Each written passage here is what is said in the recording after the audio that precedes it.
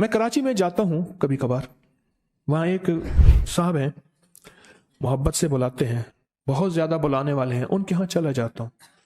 میں نے دیکھا تو ان کا بھائی جو ہے ایسے چل رہا تھا تو ہاتھ میں تسبیح تھی، بات تھوڑی کرتا تھا، تسبیح زیادہ پڑھتا تھا۔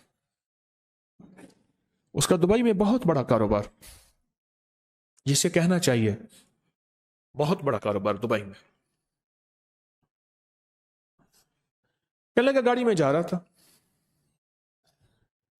کچھ لوگ آئے، گاڑی کا دروازہ کھولا، بیٹھے، مجھے لے گئے۔ پھر میرے گھر والوں کو مہینوں پتہ نہ چلا، اور اس کے بعد بڑی اذیتوں کے بعد میں چھوٹا۔ اب وہاں بیٹھ کے پھر اللہ ہی تھا تنہائی میں، اور تو کچھ تھا ہی نہیں۔ کہا کہ وہ اللہ سے ذکر کرنے اور باتیں کرنے کی ایسی کوئی مجھے عادت سی پڑ گئی ہے، اب لوگ مجھے کہتے ہیں کہ آپ جیل کی اذیتوں کی وجہ سے خاموش ہو گئے ہیں۔ میں لوگوں کو لاکھ کہتا ہوں، نہیں، وہ مانتے نہیں۔ جیسے نا بندہ کوئی غم کی وجہ سے بعض اوقات نا چپ ہو جاتا ہے، وہ کیوں کہتے ہیں؟ اسے چپ لگ گئی ہے، خاموش ہو گیا ہے۔ کہا کہ میں لوگوں کو کہتا ہوں، نہیں، میں جیل کی وجہ سے خاموش نہیں ہوں۔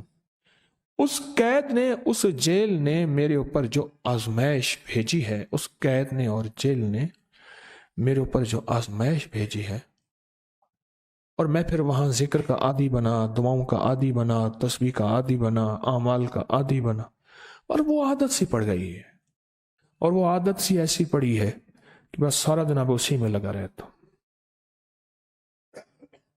سارا دن اب اسی ذکر میں اور اسی یاد میں لگا رہتا ہوں۔ کہیں ایسا نہ ہو ہم بھی اگر ذکر سے غافل ہوئے، تسبیح سے غافل ہوئے، خدا نہ خاصا ایسی آزمائش آ جائے اور پھر ہم ذکر اور تسبیح اور اعمال کے عادی بن جائیں، اللہ سے عافیت مانگے۔ اور اگر ہماری زبانوں پہ تسبیح ذکر آ گیا ہے عافیت کے دنوں میں، تو سمجھ لیں یہ اس کی عطا ہے، یہ اس کی نعمت ہے، یہ اس کی کریمی ہے، یہ اس کا فضل ہے۔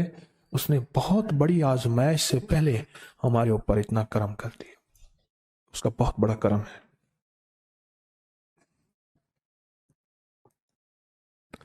اس لیے اللہ جل شانہ کے حبیب کملی والے نے آزمائشوں سے پناہ مانگی ہے۔ اللہم انی اعوذ بک من جہد البلاء، آزمائش، کوئی بلا آ جائے، ودرک شقاء، شقاوت میں میرا نام آئے، بدبختی میں، یہ بھی آزمائش ہے، وسوء القضاء، میرے لیے ایسے فیصلے ہونا شروع ہو جائیں جو مجھے برباد کر دیں، ایک کے بعد دوسرا میرے حق میں فیصلہ، میرے خلاف فیصلے سارے، وشماتت الاعداء، اور ایسا وقت میرے آزمائش نہ آئے دشمن تالیاں بجائے، دشمن ہنسے اور میرا مذاق اڑائے۔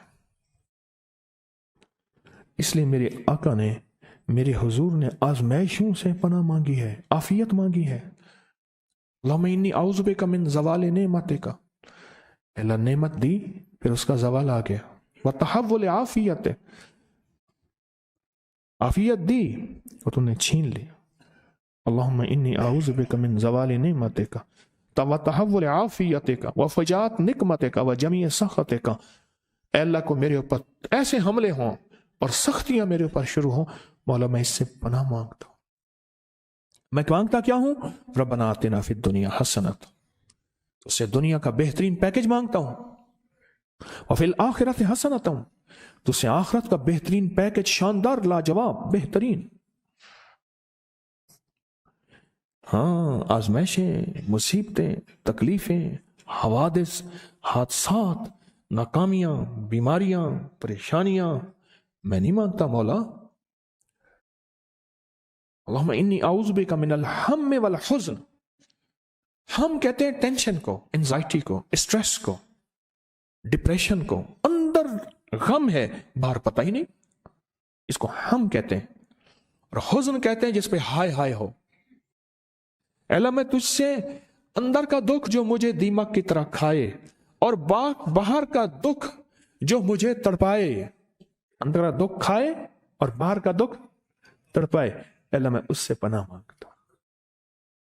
ہم والحزن، عجز والکسل، ایسا کہ میں عاجز ہو جاؤں یا میرے پر سستی غالب ہو جائے۔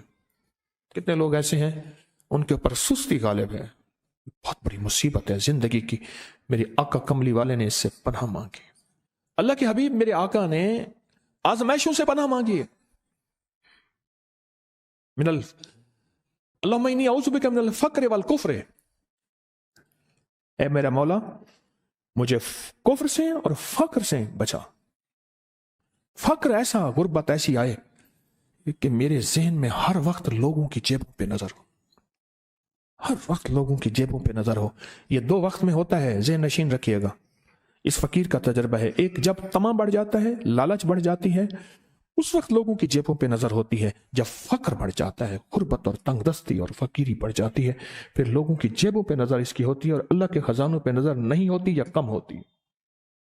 اے میرا مولا مجھے فقر سے بچا اور کفر سے بچا، کہ ایسا وقت نہ آئے میں اپنا دین بیچ بیٹھوں، اپنا ایمان بیچ بیٹھوں۔ ہمارے ایک مخلص تھے عبد الوحید سلیمانی صاحب رحمۃ اللہ علیہ، کہنے لگے انارکلی میں میرا ایک دوست تھا، تو میں اس دوست کے ساتھ زندگی گزری، پنجاب یونیورسٹی میں اکٹھے پڑھتے تھے، تو پھر پتہ چلا کہ وہ بہت مالدار ہو گیا۔ اسلام آباد کے ایک بہت بڑے سیکٹر میں گیا تو اس کا گھر دیکھا، گاڑیاں، بڑا گھر، اور یہاں اس کے پاس ایک پرانی سی پتلون ہوتی تھی اور غربت ہوتی تھی، اور انارکلی کے کسی اوپر چبارے کے کسی کمرہ لیا ہوا تھا۔ تو میں نے اس کا نام لے کے پوچھا یہ کیا؟ اس نے ایسے سینے پہ ہاتھ رکھ کے کہا بس یہی بیچا ہے، اب باقی سب ٹھیک ہے، سینے پہ ایمان بیچا ہے، سب کچھ مل گیا۔ اللہ میرے پر وہ وقت نہ لا جب میرے اوپر فقر غالب آ جائے یا کفر آ جائے۔ میرے آقا کملی والے نے آزمائشوں سے پناہ مانگی، اور آپ حضرات کتنے خوش قسمت ہیں، اس کی شان کریمی اللہ نے آزمائشوں سے بچائے، اور انشاءاللہ ان نام کی برکتوں سے، ان دعاؤں کی برکتوں سے، ان تسبیحوں کی برکتوں سے، اس اللہ کے نام لینے کی برکت سے انشاءاللہ اللہ اور آزمائشوں سے بچائے گا۔ اللہ نے بغیر آزمائشوں کے ہمیں اپنا نام دے دیا، اپنے نام کی تسبیح دے دی، اپنا ذکر دے دیا، اپنی یادیں دے دی۔ کسی جگہ منہ سے اللہ نکل جاتا ہے، کہیں رحمان نکل جاتا ہے، کہیں بسم اللہ نکل جاتا ہے۔ ابو عبداللہ مغربی فرماتے ہیں میں نے رسول اللہ صلی اللہ علیہ وسلم کو خواب میں دیکھا، عرض کیا مجھے اللہ سے ایک حاجت ہے، کس وسیلے سے دعا مانگوں؟ عرض کیا مجھے اللہ سے ایک حاجت ہے، کس وسیلے سے دعا مانگوں؟ کوئی عمل بتا دیں، کوئی وسیلہ بتا دیں آقا۔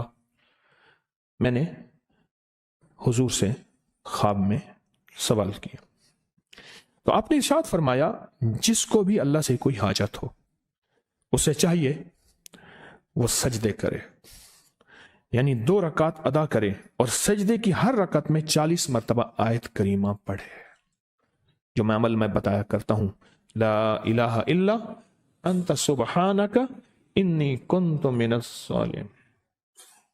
جب بھی کوئی مشکل ہو، الجھن ہو، پریشانی ہو، کوئی تکلیف ہو، کوئی مسئلہ ہو،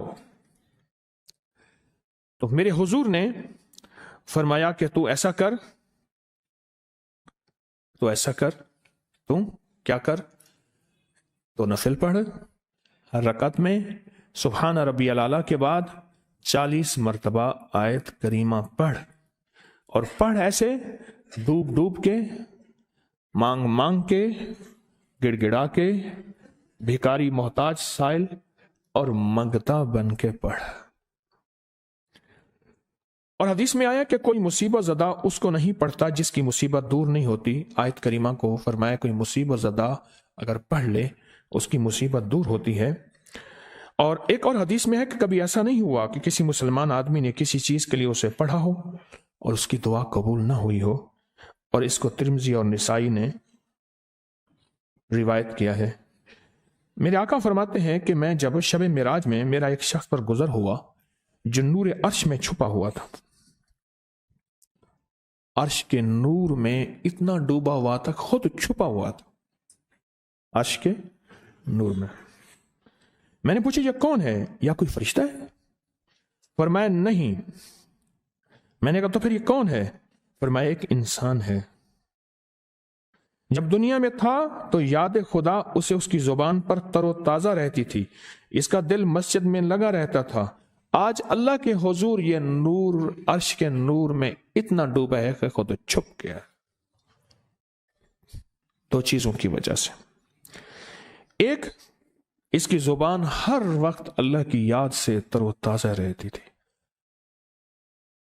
جو دم غافل سو دم کافر، میں نے مرشد سبق پڑھایا ہو.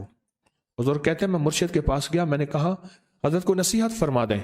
فرمایا میری نصیحت یہی ہے، جس دم غافل ہوگا سمجھ لے وہ دم تیرا کافر ہے. اور کافر کے معنی اصل ہیں انکار کے. وہ تیرا دم اللہ کے ساتھ جڑا ہوا نہیں ہے. اور میں ذکر کرنے والوں کی مثال زندہ کی ہے اور ذکر نہ کرنے والوں کی مثال مردہ کی ہے. حضرت خالد بن ولید نے فرمایا ایک طرف ہزاروں تھے اور فرمایا مجھے چند دے دیں. تو پوچھا آپ کو چند کیوں دیں؟ کہا وہ سارے مردہ ہیں.